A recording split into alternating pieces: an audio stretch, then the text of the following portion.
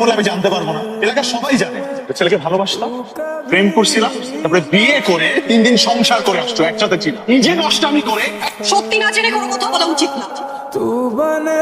তুইও তো সত্যটা গোপন করছিস। তুই যে ওই ছেলেটার সাথে পালাইছিলি, তুই ওকে আগে বলছিস, তুইও তো বলিস। এখন আর মন খারাপ করে কি হবে? তুইও তো একই কাজ করছিস ওর সাথে, তুই তো পারতি ওকে সবকিছু খুলে বলতে তোর ব্যাপারে, তাই না? আমার ওকে সব আগেই জানা রয়েছে। তোমাকে যা বলছি আমি আসলে আমি একটা কথা মিন করে বলি না, ভুলে বলে ফেলছিলাম, সরি। তোমার লাইফে আগে যা ঘটছে সেগুলো সব তোমার পাস্ট। তোমার পাস্ট আমার কাছে ম্যাটার করে না, আমার কাছে ম্যাটার করো তুমি। কারণ আমি তোমার সাথে থাকতে চাই, আমি তোমাকে ভালোবাসি। মানুষ যেটা ভাবে এরকম কিছুই না। তখন আমার বয়স কম ছিল, ছেলেটাকে বিশ্বাস করেছিল, সেজন্যই বাড়ি থেকে পাঠিয়েছি।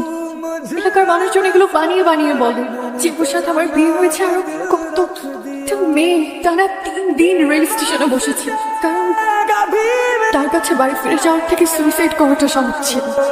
তুমি যদি সবকিছু জেনেও আমাকে ভালোবাসো, তাহলে